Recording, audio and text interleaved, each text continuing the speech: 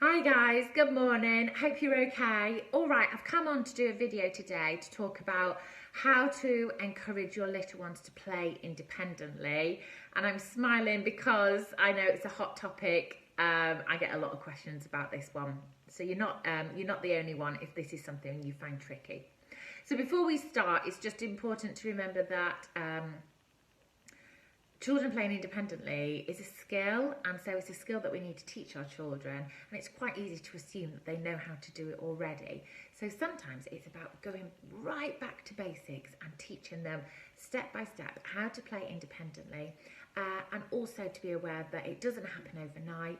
It will take lots of practice, and you can build it up over time, and especially build up how long they are able to play independently for as well, because that really depends on their age. In fact, there's quite a lot of factors involved in independent play.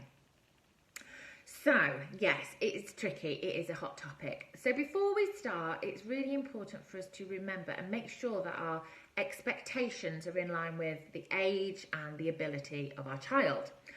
So they say, the experts say the average child should be able to concentrate for 3 to 5 minutes for every year of their age.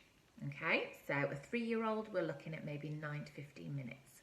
It's a rough guide, a very, very rough guide, and it depends on a lot of different situations, but it really does help us gauge how long we're expecting our children to sit and play for. So, if you're hoping for a good half an hour chunk, maybe we've got our expectations a little too high. And that's why I said it's really important that we go back to the beginning and sort of teach them the basics.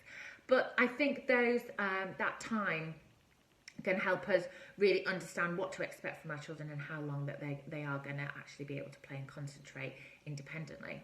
Now, I said that there are also other factors involved. So don't forget that our children concentrate best when they've had a good night's sleep, they've got a full tummy, and they feel safe. So we need to make sure that our children's needs are met. So they've had a nice sleep, maybe first thing in the morning when they've slept, they've had breakfast.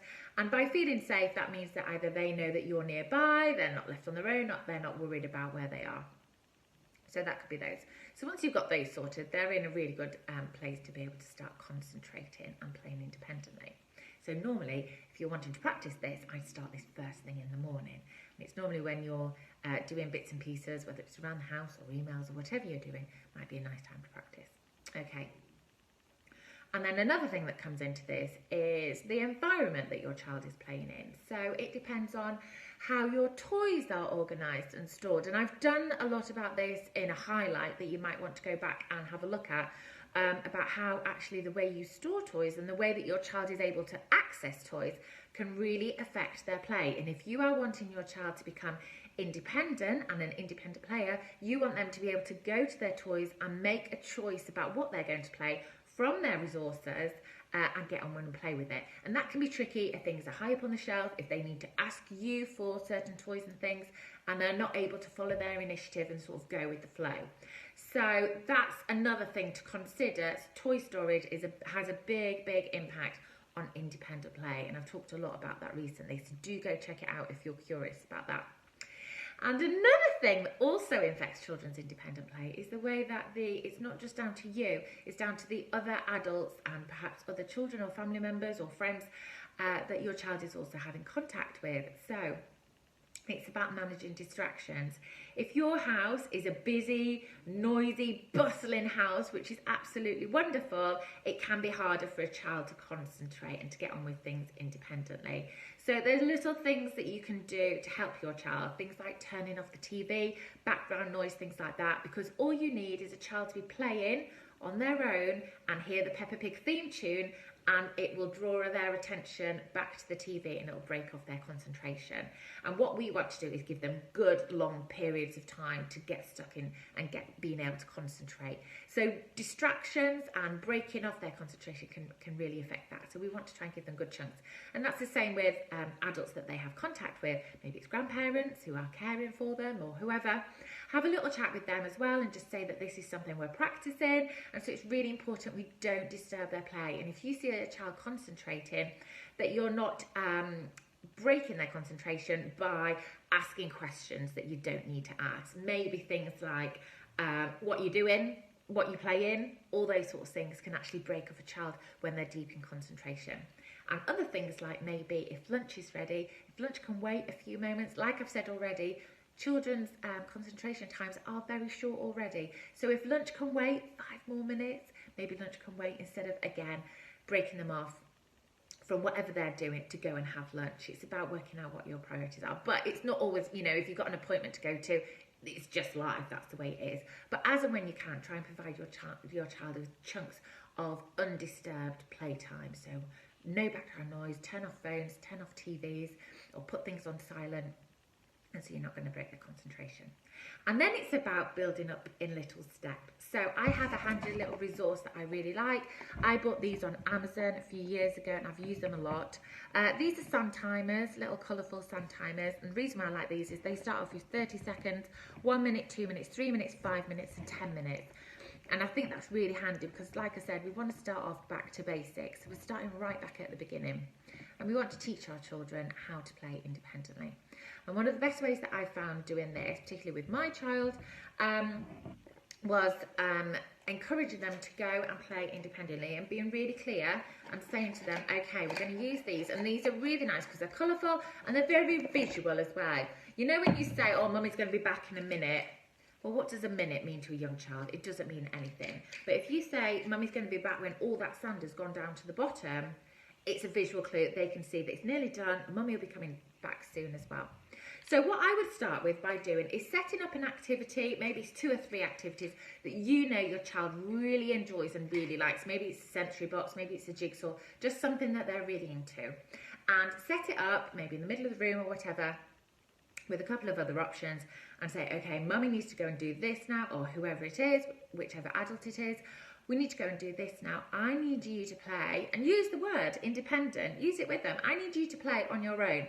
Mummy needs you to play independently for a moment. And I will come back when all the sand has gone down to the bottom. You put that with them, and you pace them down with the activity, and you move yourself. Whether you stay in the room, stay nearby so that you're still in sight, because it's all about keeping making sure they feel safe. But you tell them you need to go and do something.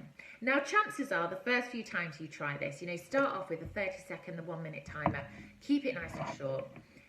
They're bound to get up and come straight over to you, and you need to remind them, and you need to be firm and say, no, I've not finished yet. I need you to do this. Mummy would like you to do this. And you encourage them. You take them back to the activity and you stick with it. And it's really tricky, I know, but you need to be clear with it. And then when the sand has all gone down, this is really important on your part now, is that you make sure you do return. You said that you would return when all that sand gone, and no doubt they will tell you, Mummy, the sand's gone, or whoever, and you must make sure that you return, otherwise you're breaking that trust. You said that you would be back. And so you're going to build it up over time. And when they have done it and have had a little go playing independently by themselves, whether it was that jigsaw, whether it was activity, or whether they just sat and watched the sand timer, when you do go over and give them loads of praise, because you need to show them, you need to teach them that you appreciate it, that actually it's a really good thing that they can play on their own. So when you go over, oh my goodness, I can't believe, I'm so pleased that you sat and played independently on your own for a whole minute.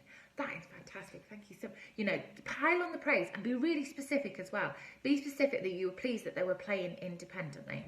And then over time, it's not going to happen overnight, but over time you should be able to build up the sand timers with the different timers and things. Like I said, they may whinge at being bored during that time, and that's fine, because remember, it's really important we do let our children get bored, because that's when they're creative and come up with their own ideas.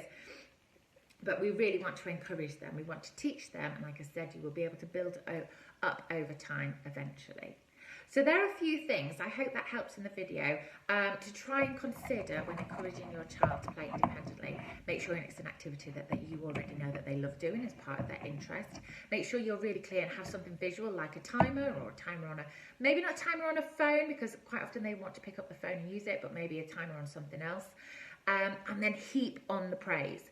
Talk to the other adults that your child has contact with, who you're going to be practicing this with, and also be aware of your environment. Is it quiet? Are the toys accessible? All those sorts of things. Anyway, I hope that helps. I'd love to hear how you get on. Thank you very much. Happy playing.